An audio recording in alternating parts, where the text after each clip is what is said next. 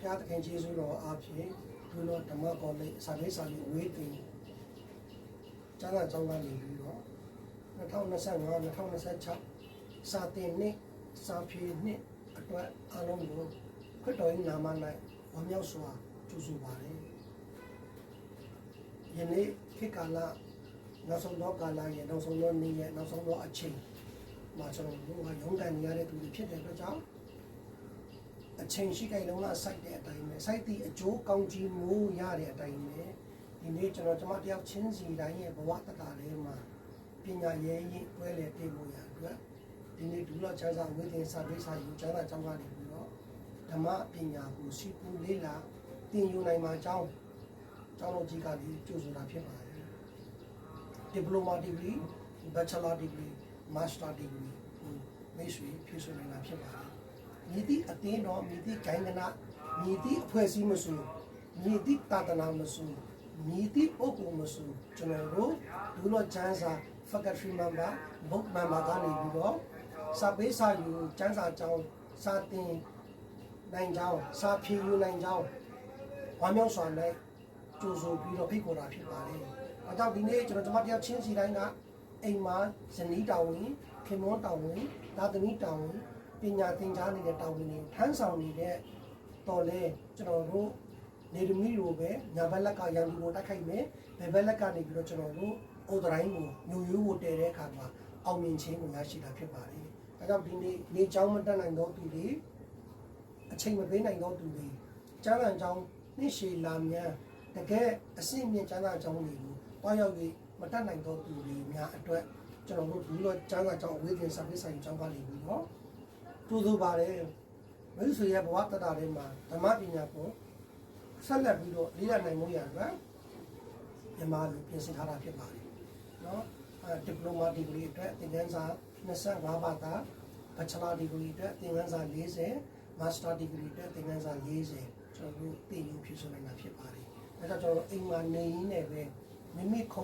စပွဲမိမိအခန်းကမိမိတို့အကြောင်းဖြစ်ပါတယ်။ထိုအကြောင်းကနေပြီးတော့ထိုအခန်းကနေပြီးတော့စာဖြေတဲ့နှစ်ကတော့စာကျောင်းဖွင့်တဲ့ရက်ဖြစ်တယ်။မိတ်ဆွေပေးထားတဲ့သင်ခန်းစာတွေအားလုံးကိုဖြည့်ဆို့ပြီးတဲ့အချိန်မှာတော့မိတ်ဆွေဒီနေ့ကျောင်းပြည့်ရဖြစ်တယ်။ကျောင်းပိတ်ရဖြစ်တယ်။အဲကြောင့်စာသင်နှစ်ကိုတစ်နှစ်သတ်မှတ်တာဖြစ်တယ်။အဲ့ဒီတစ်နှစ်အတွင်းမှာသင်ယူပါလေးလာပါခံယူပါဒါကိုကျွန်တော်တို့ဒီဇိုင်းမှတ်လုပ်တဲ့အခါမှာတစ်နှစ်နဲ့ဓမ္မပညာကိုစီကူလေ့လာနိုင်တာဖြစ်တယ်။အဲကြောင့်ဒီနေ့ဆက်လက်ပြီးတော့ကျွန်တော်တို့မိမိရဲ့ဘဝတတာကရင့်ကျက်ဖို့ဆိုရင်ခံခန့်မှုဆိုရင်တော့စာပေမှာဖတ်ပါကျမ်းစာနဲ့ပတ်သက်တဲ့လောကပတ်တော်တွေကိုလေ့လာပါကျွန်တော်ရရှိတဲ့ဒီဂရီကိုပြန်လည်မြင့်တင်မှုရတယ်။ဒါကြောင့်ဒီနေ့ပညာရေးချင်းမကတ်တတ်ပါဘူးမြန်မာလူပဲရေးတဲ့ဖတ်တဲ့ကျွန်တော်တို့ကျောင်းတော်ကြီးကနေကြိုးဆိုတာဖြစ်ပါတယ်။ဒီနေ့ဓမ္မမိတ်ဆွေယုံကြည်သူများညီသည့်နေရာမှာပဲရှိနေလို့ရှိရင်တော့မိမိရှိတဲ့နေရာမှာတစ်နေ့ကိုတစ်နာရီလေးလာရုံနဲ့တစ်နေ့အတွင်းမှာဒီနေ့ဒီပလိုမာဒီဂရီဘက်ချလာဒီဂရီမာစတာဒီဂရီကိုရယူနေတာဖြစ်ပါတယ်။ဒါကြောင့်ဒီနေ့ဓမ္မမိတ်ဆွေယုံကြည်သူများခင်ဗျာကျွန်တော်တို့ဒီ2025-2026စာသင်နှစ်ပညာသင်နှစ်စာဖြေဆိုနှစ်မှာအားလုံးကိုဘာလို့ဆိုလဲကြိုးစားတာဖြစ်ပါတယ်။ဒါကြောင့်ဓမ္မမိတ်ဆွေယုံကြည်သူများကျွန်တော်တို့ဒီကျမ်းစာကျောင်း၄နှစ်မတက်နိုင်တော့သူတွေကျမ်းစာကျောင်းနှစ်ရှည်လာများမတက်နိုင်တော့သူတွေစိတ်အားမငြိမ်ရအောင်ဆိုပြီးတော့ကျွန်တော်တို့ဒူလော့ကျမ်းစာကျောင်းအဝေးသင်စာပေးစာယူဒူလော့ Bible College Correspondent ရန်ကုန်မြန်မာ Distance Theological Course ကျောင်းတော်ကြီးကနေပြီးတော့မိတ်ဆွေကိုဘာလို့ဆိုကြိုးစားတာဖြစ်ပါတယ်။နော်ဒီပလိုမာဒီဂရီရထားပြီးသားသူတွေအားလုံးကတော့ Bachelor Degree ကိုသင်ယူနိုင်တာဖြစ်ပါတယ်။ Bachelor Degree ထဲမှာ BMin, BRE, BA Bible, BTH Bachelor of Christian Leadership, Bachelor of Art in Christian Education, BRE, BRE ဆိုပြီးတော့ကျွန်တော်တို့Bachelor Degree တန်းမှာမိတ်ဆွေနဲ့သက်ဆိုင်ရာဘွဲ့ဒီဂရီကိုရယူနေတာဖြစ်ပါတယ်။ဒါကြောင့်ညီတိကျမ်းစာကျောင်းကမဆိုကျွန်တော်တို့ဒီပလိုမာရထားပြီး Bachelor Degree ရထားပြီးဆိုရင်တော့ကျွန်တော်တို့ Master Degree ကိုဆက်လက်ဖြည့်ဆို့ပေးနေတာဖြစ်ပါတယ်။ပြီးမြင် Amin, Amari, MA Bible, MTH, MDiv, Master of Divinity, Master of Christian Leadership, Master of Business Christian Leadership, Master of Management ဆိုတဲ့ဒီနေ့ Master တန်းမှာလည်း တင်ယူနိုင်တာဖြစ်ပါတယ်သင်ခန်းစာ40ကိုကျွန်တော်တို့ရှိတဲ့နေရာမှာမြန်မာလူပြီးတက်ပြင်ဆင်ထားတာဖြစ်တယ်နားလည်အောင်ဖတ်မယ်တစ်ခါနှစ်ခါသုံးခါလေးခါငါးခါဖတ်ပြီးတော့စာမျက်နှာ200 400ပါတဲ့ကတ္ထုစာအုပ်ကြီးထဲမှာကျွန်တော်တို့ဖြည့်ဆို့မယ်ဆိုရင်ကျွန်တော်တို့ဓမ္မပညာရယူနိုင်မှာဖြစ်ပါတယ်နော်3နှစ်4နှစ်5နှစ်6နှစ်9နှစ်တက်ဆရာဝန်လိုပဲနဲ့ကျွန်တော်တို့ VDH ကို1နှစ်နဲ့တင်ယူနိုင်တယ်မာစတာတန်းကိုလည်း1နှစ်နဲ့တင်ယူနိုင်ဖြစ်ပါတယ်အဲတော့ကျွန်တော်တို့အလို့လုံရင်းနဲ့လည်းဓမ္မပညာကိုစီးပူးနိုင်လို့ကျွန်တော်တို့မိမိအလုပ်ကိုလည်းအချိန်မပုတ်ရအောင်မိသားစုကိုလည်းတောင်းဝင်မလီဟင်းရအောင်ဓမ္မအမှုတော်ကိုလည်းတောင်းဝင်မလီဟင်းရအောင်တရားဆရာတွေအမှုတော်ဆောင်တွေအင်္ဂလိပ်ဆရာတွေတမန်တရားကိုလေ့လာစီးပူးခြင်းသူညီစုမစုလုပ်ငန်းခွင်မှာအလုပ်လုပ်နေတဲ့သူတွေအားလုံးလည်းဒီနေ့ဒီဓမ္မပညာကိုကျွန်တော်တို့ရယူနိုင်ဆွဲခတ်နိုင်လူတိုင်းတိခိုင်ခြင်းနဲ့အငယ်လေးမှာတမန်ကဲတင်ချင်းကိုရပြီးတမန်တရားကိုသိသိခြင်းနဲ့ကဲတင်ချင်းမှာရပ်မနေပဲနဲ့တမန်တရားကိုရဖို့ရအတွက်ကြိုးစားပါလေနော်ဒီနေ့ဒီတမန်တရားကိုရပြီးတော့နိုးစိုးတငယ်ချစ်ခဲတဲ့အစာမဟုတ်ဘဲနဲ့အဖအရွယ်ဝိညာဉ်ရေးမှာကြီးထွားခိုင်ခန့်တော်သူဖြစ်စေပြီးတော့ဒီနေ့မာယုံနဲ့မိစ္ဆာပေါင်းမိုင်းနိုင်ငံကိုချိုးဖျက်ပြီးတော့စာရနိုင်ငံကိုဖျက်ဆီးပြီးတော့ခရစ်တော်ရဲ့နိုင်ငံတည်ထောင်မှုရန်အတွက်ကျွန်တော်အားလုံးဒီနေ့မြန်မာပြည်သူပြည်သားများအားလုံးတမန်ကျမ်းစာကိုဖြည့်စွက်နိုင်တယ်လို့ပဲပြည်တွင်းပြည်ပမြေကြီးနိုင်ငံမှာဆိုကျွန်တော်တို့ဒီနေ့ဒီဒူလော့ကျမ်းစာကြောင့်အဝိသင်ကနေဖြည့်စွက်တင်ယူနိုင်ပြီးတော့ဒီယူနီတွေကိုချင်းမြင်တာဖြစ်ပါတယ်။ certificate ကတော့ဒီဂရီတွေကတော့မြန်မာလိုအင်္ဂလိပ်လိုနှစ်မျိုးပြီးတာဖြစ်တယ်ပေါ့နော်အောင်လည်းမဟုတ်။ဒါကြောင့်ဒီနေ့ကျွန်တော်တယောက်ချင်းစီတိုင်းရဲ့ဘဝတတာထဲမှာနော်ဒီကျမ်းစာကြောင်းရဲ့အတ္တတာနဲ့ကျွန်တော်တို့ဖြည့်ဆို့တင်ယူတော်သူတွေများစွာဝှထုတ်နိုင်နေပြီဖြစ်တယ်နော်အမှုတော်ဆောင်တွေများစွာကိုလည်းကျွန်တော်တို့ဝှထုတ်ပေးခဲ့နိုင်တယ်သာသန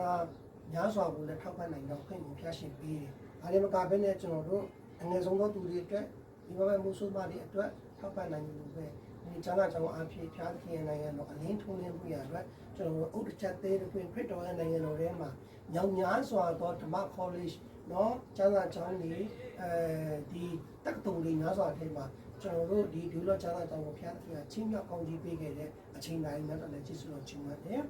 ပြည်တွင်းပြည်ပအတိုင်းနဲ့ပြည်နယ်ဆယ်လေးခုမှစပြီးတော့လူမျိုးစုများစွာဒီကျမ်းစာကျောင်းကိုဖြည့်ဆို့နိုင်ပါတယ်မြန်မာလူပဲသင်ခန်းစာတွေကိုပြင်ဆင်ပေးတာဖြစ်တယ်ဒါတွေကိုကျွန်တော်တို့အိမ်မှာဖတ်ပြီးတော့သင်ယူမယ်ဆိုရင်မိတ်ဆွေအတွက်ဓမ္မပညာကိုဒီထက်မကသင်ယူလေ့လာပြီးတော့များစွာသောကောင်းချီးမလာခံစားရမယ်ဆိုတဲ့အကြောင်းကိုဒီလိုကျမ်းစာဝိသင်စာပေစာရေးကျမ်းစာကျောင်းကနေကျူးဆိုတာဖြစ်ပါတယ်အဲကြောင့်ဒီနေ့ diploma degree bachelor degree master degree တွေသင်ယူနိုင်ပါတယ်အမှုတော်ဆောင်တန်း9နှစ်လောက်တန်း9နှစ်ရှိတဲ့သူတွေ bachelor ပြီးထားပြီးတော့ master ပြီးထားသူတို့တော့ဂုဏ်လို့ဆောင်ဓမ္မဒေါက်တာဘွဲ့ရယူနိုင်တာဖြစ်ပါတယ်နော် Doctor of Business Christian Service Doctor of Administration Christian Service Doctor of Management Christian Service Doctor of Divinity နော်ဒီနေ့ခရိယန်ဓမ္မဂုဏ်လို့ဆောင် honorary doctor ကိုလည်းလေးဆွေရယူနိုင်တာဖြစ်ပါတယ် diploma ပြီးထားရမယ် bachelor ပြီးထားရမယ် master ပြီးထားရမယ်သင်တန်းကြီးတွေတော့ရှိတာဖြစ်တယ်ပေါ့နော်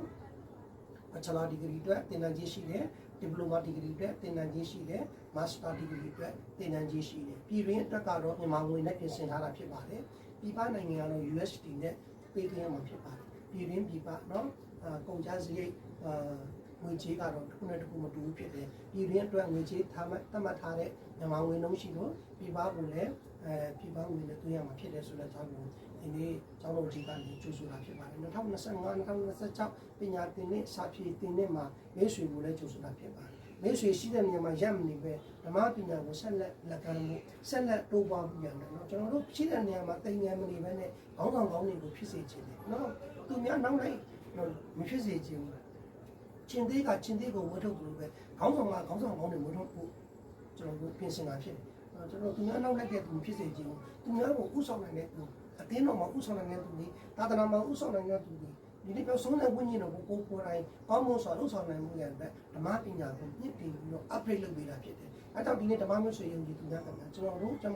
ဘဝတတထဲမှာတိမ်ငယ်ပြီးတော့နော်ကျမ်းစာကြောင့်၄နှစ်အင်းနဲ့လုံမတက်နိုင်တဲ့သူတွေနော်အလုပ်လုပ်ရင်းနဲ့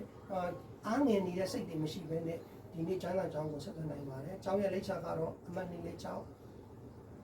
သင်္ကန်းကျောင်းကိုမိုးရရှင်တဲ့အပိုင်းလေးစံပြစီသင်္ကန်းကျောင်းမျိုးလည်းရမျိုးဖြစ်ပါမြန်မာပြည်ဖြစ်တယ်။ ဆက်သွယ်ရန်ဖုန်းနံပါတ်ကတော့399431 5